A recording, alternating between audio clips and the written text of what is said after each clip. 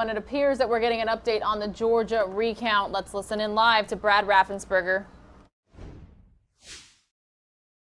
Flurries out of the house last night. I see no one had car problems, so it's good to see y'all. Well, today's the 1st of December, and I wanted to give you a quick update on some of the multiple election items going on in our state.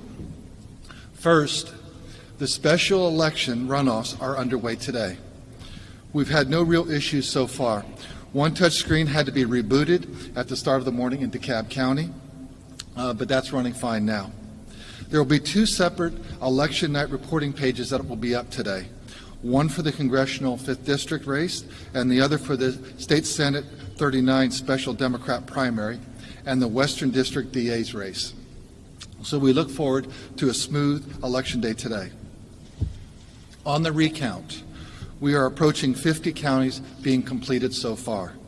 The largest still out is Fulton, and again, we're seeing issues there.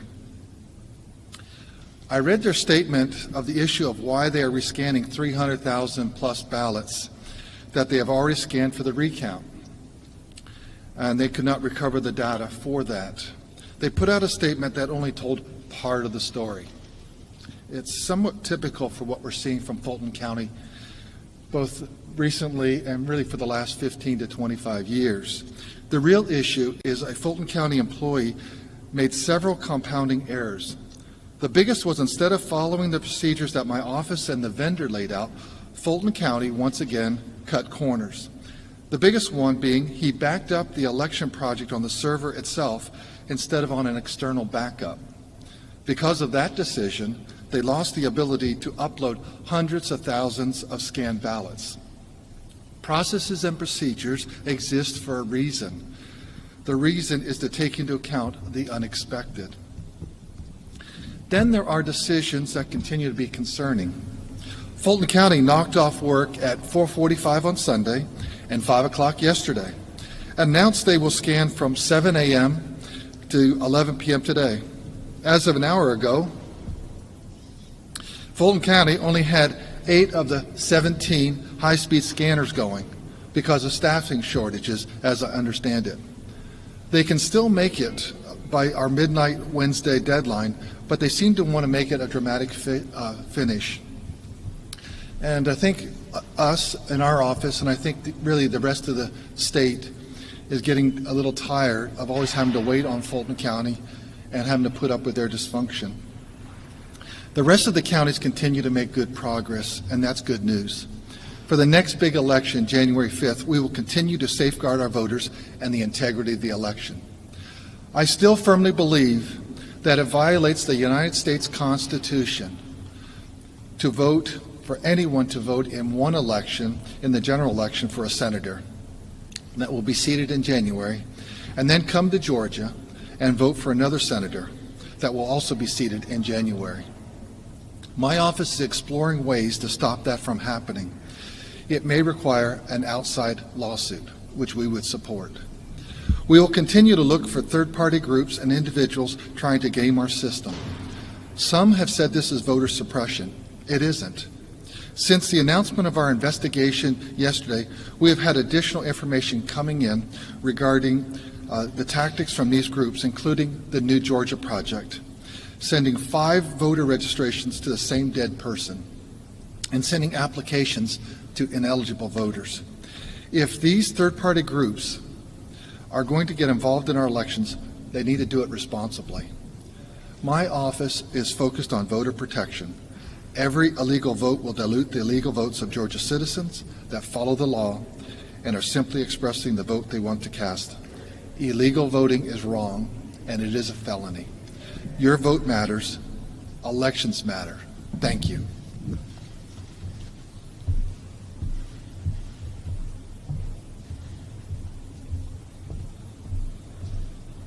And good morning. It's a pretty simple, straightforward statement today, so I will take any questions to follow up with any details y'all might have. Justin.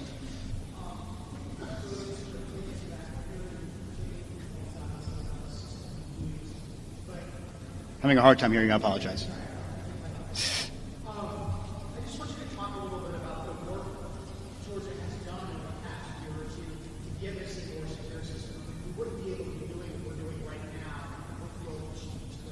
Correct. I mean, one of the main things the legislature wanted to do, along with Secretary Raffensperger and basically all the Republican leadership, was to have a paper-based system so that we can audit. If you saw the interview with Chris Krebs on 60 Minutes, that's one of the big things we saw in Georgia. Now 95% of all the elections in the United States have a paper backup trail. And with the hand audit, we were able to see that the machines did count exactly, essentially, what was there. So that's one of the biggest pieces of security we have. We have also moved to a new environment for a voter registration system that's more secure. We have processes in place to keep the machines themselves secure. I mean, I could list a whole bunch of stuff out that we've done over the last year and a half to basically look at where the problems could have been previously, and working with Department of Homeland Security, with our vendors, with outside vendors on cybersecurity and physical security, the additional training we've done with the counties.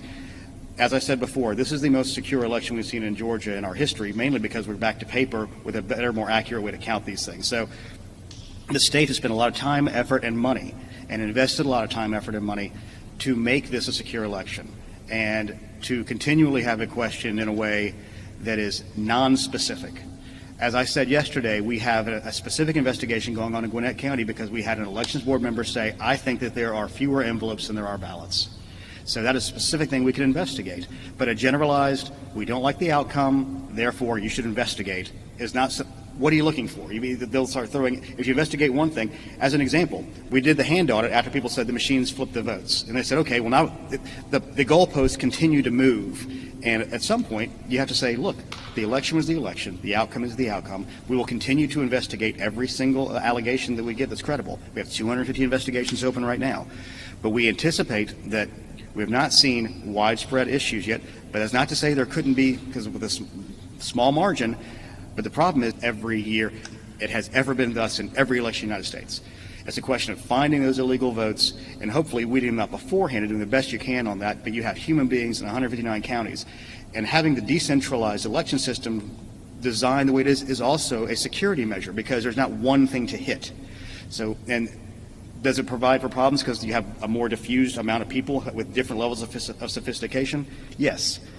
Somebody said yesterday we have 159 counties with 180 degrees of sophistication within all the counties. So you're always going to be at the whim and whimsy of a person in the most important spot who may not have the best training in some of these counties because they're under-resourced. And we know that. We work really hard to bring everybody up to the resource level they need to. And let's look at the hand audit we did that was amazingly well done.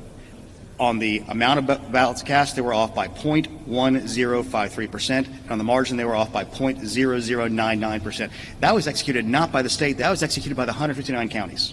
And they did a good job with that. So that's probably a long-winded answer to your question on what we've done, but it does kind of go over a lot of those things. Emil? I guess I'll see you at 5, right? Okay.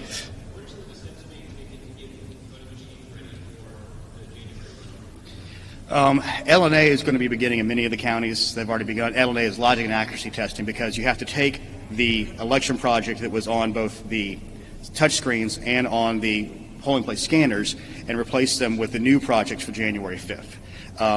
We are working right now. There was a Judge Batten order that in 3 counties, it was Cherokee, Cobb, and one other one that I can't remember right now, that they can't do that. That's obviously problematic. We're trying to work through those issues right now. But they have to begin the process of that, because literally in 13 days we begin early voting for those elections. So they have to get those projects in place and ready to go. What else? Yes, way in the back there. Okay.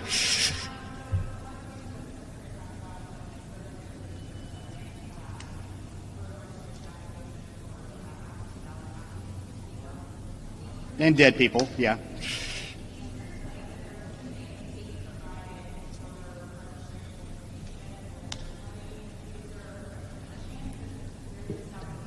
The biggest chance for most of these things we've seen is they're probably buying third-party data that would be, more commercially oriented, because the state stuff, counties use the death records in the vital records department at the county level, and those are maintained at the county level.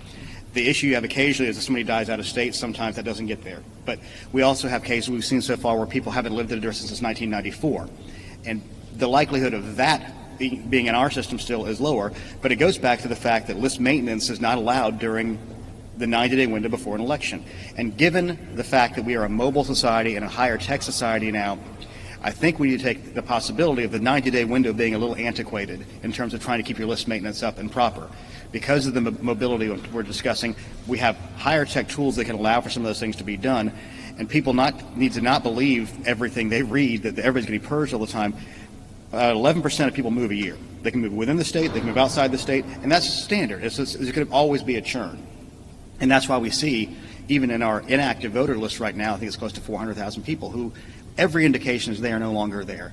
But we cannot do anything extra to remove them at this point. We can't start the process of removing anybody else. That's why you'll see 130,000 people are on the NCOA list that haven't been removed from the rolls. They legally can't be removed from the rolls. So it would be great to see our federal representatives take some steps to maybe get the laws a little more up to date than what we had from the 1993 National Voter Registration Act. Yeah.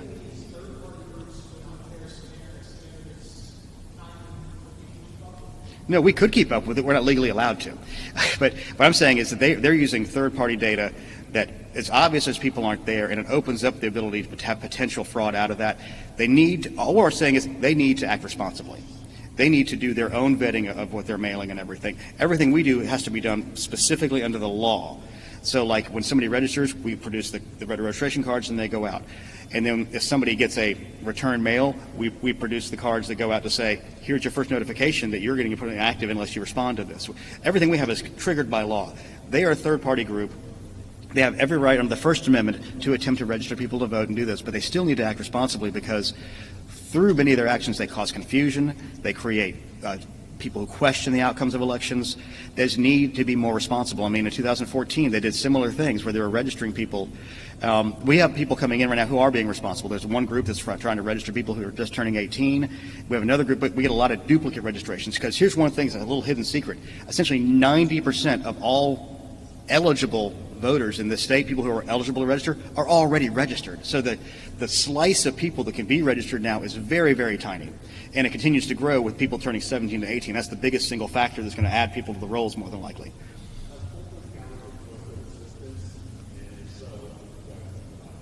One of the things we had done already is through the vendor we provided 2 additional scanners, and then the state has what we call basically our pool scanners. We provided 4 more. So we went from 11 to 17 with the state's equipment. So we have done that for them. The vendor was on site on Sunday when some of this stuff began, and on Saturday saying, you can't use this particular server the way you intend to use it. They told them that immediately. And the issue that they specifically ran into was they have their central server, which is the main server, which can handle a voter database the size of Fulton's. They have an express server, which the state and the vendor gave them to do the LNA work for the December 1st and January 5th election. That was what it was intended to be used for. They decided, against the advice of the state and the vendor, to use that at the World Congress Center to help with the scanning of the ballots there. Now, they created the initial, this is where it gets, I hate to get into the weeds, but this is where it gets there. They created the initial election project on their central server, which is the main server. They then made a copy of that and brought it and put it on the Express server. So far, so good. You have 2 of the same versions. But then they started creating tabulators on the Express server. And the tabulators, when you create the cards to go into the ICC high-speed scanners. The moment you did that, the database is no longer matched. Okay? So, the second they did that, they needed to make a backup copy on an external drive so they could go and put it back on the central server. And that's what the processes that the state and vendor have laid out for should have been followed. Instead, the employee made a backup on the same computer itself. It's kind of like when you do your taxes and you put it on the same computer as your backup, and then that computer dies, you lost everything. That's why you have to put it on an external drive. And they didn't do that. Because there's always a possibility a server can crash. And we have no idea what could have happened. There could have been a power surge. Somebody could have tripped over the power cord and plugged it back in. They could have powered it down incorrectly. Any of the number of ways we've all seen that can happen. The reason we have those processes and procedures in place, like Secretary Raffensperger referred to, is to deal with the unexpected, because when you have 159 counties, that kind of thing is going to happen to one of them. It does seem odd that always seems to happen to Fulton. But no, we've done everything we can to help them with some of those items. And I know they feel defensive. And I know they feel put upon sometimes, but they continually have these issues that come more from their internal election management decision making, like knocking off at 4:45 and 5 o'clock. At 4:45 on Sunday, they were almost done scanning the election day votes. They could have finished it off and, okay, we're going to start clean with the new votes tomorrow. They didn't. They just left at 4:45. Then they left at 5 o'clock yesterday. And now they're going to make their temps and employees be there from 7 to 11 p.m. You're going to ride people into the ground doing stuff that way. There's better ways to manage this stuff. And you look on the outside, and most people say, why the heck do you do it that way? It's just the way that it seems to be done. But we've given external, we've deployed people there. We've deployed extra equipment there. We've done everything we can to try to help out with those things. What else? Oh, sorry. Yeah.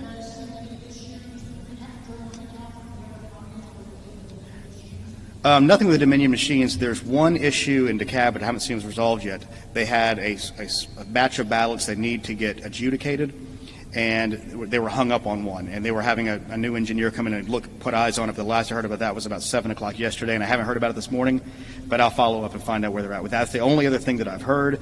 And again, it was hung up in adjudication. They didn't know exactly why at the time. They thought they did, but the engineer wanted to go put his eyes on it. I haven't gotten a follow-up on that yet. That's the only other thing. Yes, sir.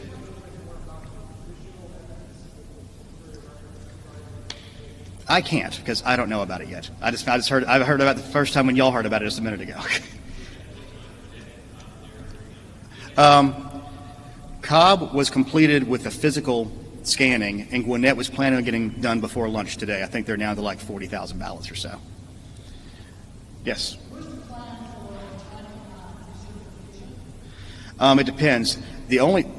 We already have, I know of at least one county that's off by President Trump lost 2 votes, and former Vice President Biden lost 1 vote in, I want to say it's Greene County, but I could be wrong. I think it's Greene County. So we know they're going to have to recertify it. And if any one county has to recertify, then the state has to recertify.